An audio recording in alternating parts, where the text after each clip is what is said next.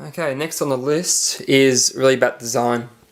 As I said, I should thank Simulator for his original design. I use his Mark II mostly, which the Mark II, Mark I difference really came down to, I think, how the steering wheel mounted.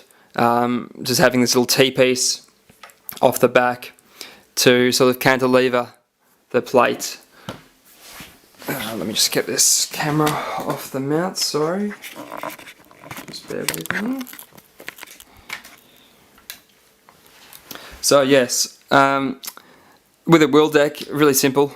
I found these great clamps from my local plumbing store, very handy. And that's these clamps here. Just a two-part clamp. They're used for mounting PVC to stud walls in the interior when the house is being constructed. And you can obviously have two sides. And then you just mount, I don't know what that is, maybe it's a 3/8 or something. Or 1/4 inch bolt. And here in mine, I just use button head bolts to hide them underneath. And basically cut a recess out so they'd hold and wouldn't spin, and then did them up from underneath using, when it was all off of course, by just spinning them around and then tightening onto this piece of moulded sort of plastic. Steering wheel mount, not much to say about it, it's quite straightforward. I think you can figure it out.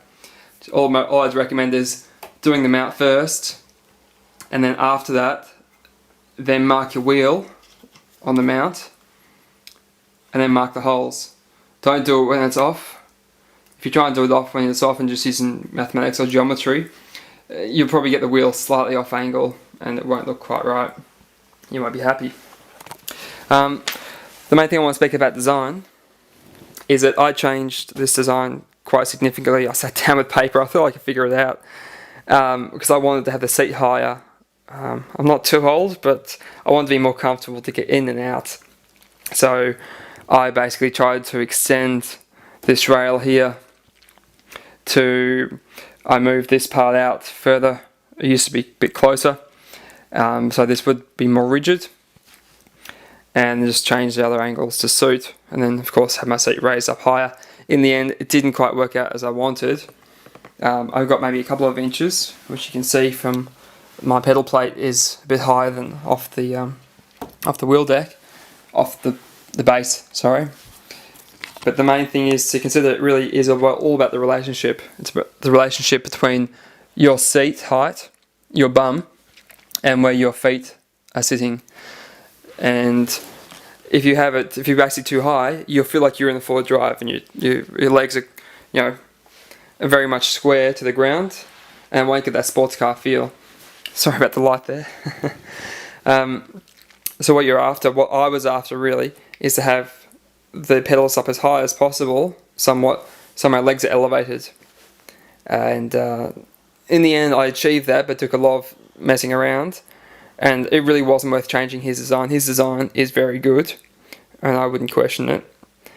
And I mean, for mine, my compromise in the end was that the leg room here is nowhere near as well it should be. It's more rigid, it's definitely nice and rigid, it hasn't got much side-to-side travel, barely any at all. You can't notice anything when you're driving. But my trade-off was that my legroom getting in and out is reduced by quite a lot. Probably half. I probably should have got half more than I got there. But yeah, otherwise the pedal inversion, I'll cover that in probably another video. That was quite a complex thing. Worked out well in the end. I'm quite proud of the end result, but it was a pain. Particularly getting the travel right for the accelerator, and not overextending your leg, having to reach too far. But as I said, I'll talk about that in the next video. Other than that, I use 3 cans of spray paint in mine, plus 1 can of clear. I'd recommend using clear. Clear's great. A clear spray can over the top means it won't mark so much, particularly when you wrap your legs in and out. Getting in and out. And the other main thing I did for my design is that I tried to make mine modular. So you'll see, if I get close, It won't focus. Oh well. Basically, I've got a bolt here through, a bolt on the other side, and one up the top of the 45 brace, in which they all come undone, and the front section and the rear section come out apart. Actually, the armrest comes off too, but it means I can move the whole thing by myself. I don't require a second person, and if I need to move house or whatever needs to be done, or even if I need to change something and work on something, which inevitably I found that I'm always adding something to it, I like the ability to take it out, bring it back down to my garage, work on it, and not have to do it in my nice clean spare room. And the other thing, I guess, for me, my real other sort of gripe was my seat. This is $60 from eBay. I thought bargain of the century, and in the end it was a new seat, hadn't been used, but I think the guy chose not to use it because it was very, very hard. It was a sports seat, the padding was extremely stiff and very uncomfortable, and it came with this ridiculous lumbar support which came out about 3 inches, which I originally thought, oh fantastic, great lumbar support, I've got a bit of a back problem, that'll help. But in the end, the padding was just so hard, it was just completely uncomfortable. So I recommend always go for a comfort seat over looks. Just my friend had a Land Rover seat. It looks ugly as hell, but bloody, it is so comfortable. This one looks great, but to get this comfortable, I had to pull the whole thing apart and repad both the bottom cushion, the two sides because they were digging in, and the back. And this is just, in the end, it only cost me $30 of foam, just from a place called Clark Rubber in Australia, just through foam pieces, and you just cut them to suit. It actually wasn't that hard to do.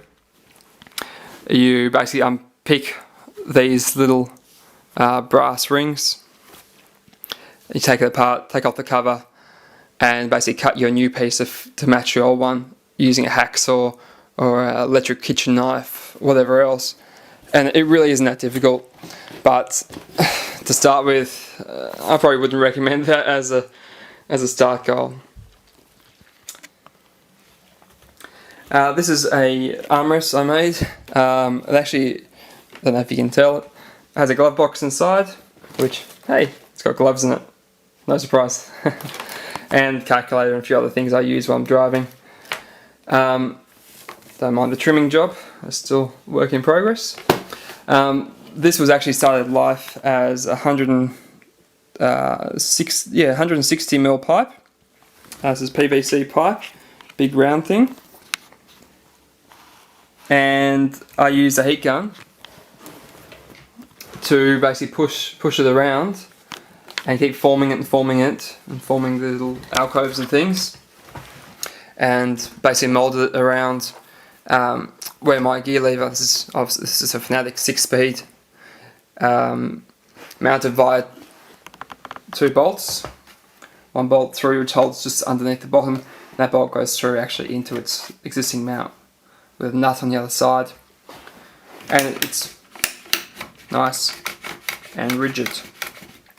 This is just carbon wrap, just carbon film.